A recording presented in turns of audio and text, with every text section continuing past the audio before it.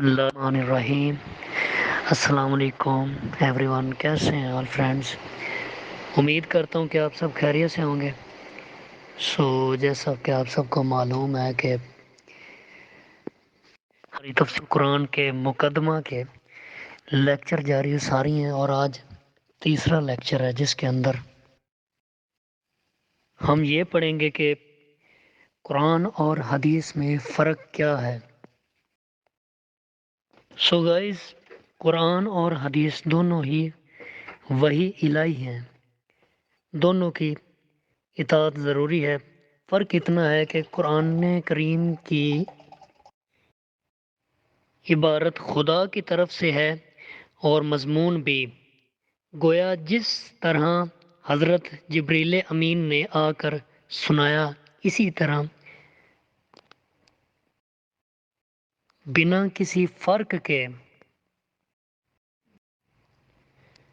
حضور کریم علیہ الصلاۃ والسلام نے بیان فرما دیا۔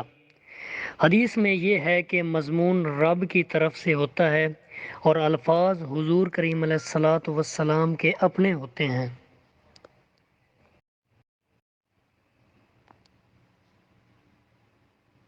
اب اس مضمون کا رب کی طرف سے آنا یا تو بطور الہام ہوتا ہے یا فرشتہ ہی عرض کرتا ہے، لیکن اس کی ادا حضور کریم علیہ الصلاۃ والسلام کے اپنے الفاظ ہی ہوتے ہیں، اسی لیے اس کا ماننا اور اس پر عمل کرنا ضروری ہے۔ لیکن اس کی تلاوت نماز میں بجائے قرآن شریف کے نہیں ہو سکتی، کیونکہ عمل مضمون پر ہوتا ہے اور تلاوت الفاظ کی ہوتی ہے، اور اسی وجہ سے قرآن پاک کے احکام حدیث سے پاک سے منسوخ ہو سکتے ہیں۔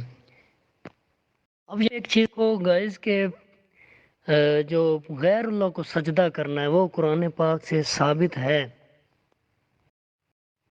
تعظیمی سجدہ کرنا قرآن پاک سے ثابت ہے، لیکن حضور کریم علیہ الصلاۃ والسلام نے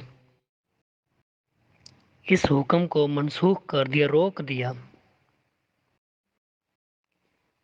اس کے علاوہ اور بھی کئی ایسے احکام ہیں جو قرآن پاک میں ہیں، لیکن آگے آ کے حضور کریم علیہ الصلاۃ والسلام نے حدیث پاک میں منسوخ کر دیے۔ اسی لیے قرآن پاک فرماتا ہے وَيُعَلِّمُهُمُ الْكِتَابَ وَالْحِکْمَةَ، یعنی ہمارے نبی کریم علیہ الصلاۃ والسلام مسلمانوں کو قرآن پاک اور حکمت سکھاتے ہیں۔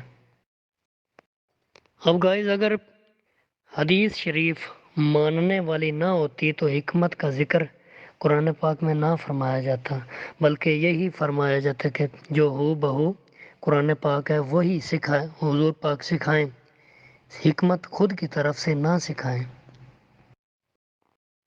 اب حدیث پاک کو ماننے کا یہ مطلب بھی نہیں کہ قرآن پاک ناقص ہے، معاذ اللہ۔ قرآن پاک بالکل مکمل کتاب ہے، لیکن اس مکمل میں سے مضامین حاصل کرنے کے لیے مکمل ہی انسان کی ضرورت تھی، اور وہ نبی کریم علیہ الصلاۃ والسلام سمندر میں سے موتی ضرور ہیں۔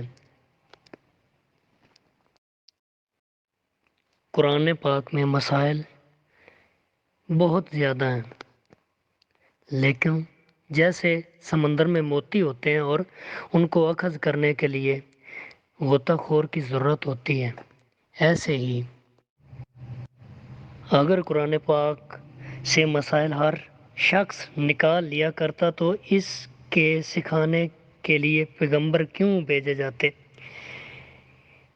اسی کی پوری بحث انشاءاللہ آئندہ ہوگی، اور جس طرح کے قرآن شریف ہوتے ہوئے حدیث پاک کے ماننے کی ضرورت ہے، اور حدیث کے ماننے سے قرآن کا ناقص ہونا لازم نہیں آتا، اسی طرح حدیث و قرآن کے ہوتے ہوئے ہم جیسوں کو فقہ کے ماننے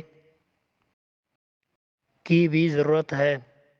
آج کا جو لیکچر تھا اس کا مین مقصد یہ تھا کہ قرآن اور حدیث پاک میں فرق، تو گائز اس میں جسٹ یہی فرق ہے کہ جو حدیث پاک ہے وہ قرآن کا موضوع ہے، جو قرآن پاک میں بیان ہوا، حدیث پاک وہ ہے جو قرآن ہے، وہ قرآن کا موضوع بھی ہے، الفاظ بھی ہیں۔ اور انشاءاللہ ہم تفسیر کی طرف ہی جا رہے ہیں۔ اب ایسا نہ کوئی سوچے کہ ہے پتہ نہیں یہ تو یہی لیکچر چل رہے ہیں، تو میں چاہ رہا ہوں کہ ہر چھوٹی بڑی چیز کو لے کے چلتے ہیں، اور انشاءاللہ عن قریب ہی ہم تفسیر کی طرف پہنچ جائیں گے۔ تو انشاءاللہ تفسیر ہوا کرے گی، پہلے تفسیر پڑھ لیں کہ یہ تفسیر ہوتی کیا ہے، اس کے بعد آگے چلیں گے انشاءاللہ۔ دعا کرتا ہوں کہ ہمارے ٹوٹے پھوٹے الفاظ خدا اپنی بارگاہ میں قبول و منظور فرمائے، اور ہم سب کو سنا کے عمل کرنے کی توفیق عطا فرمائے۔ وما علینا الا البلاغ المبین۔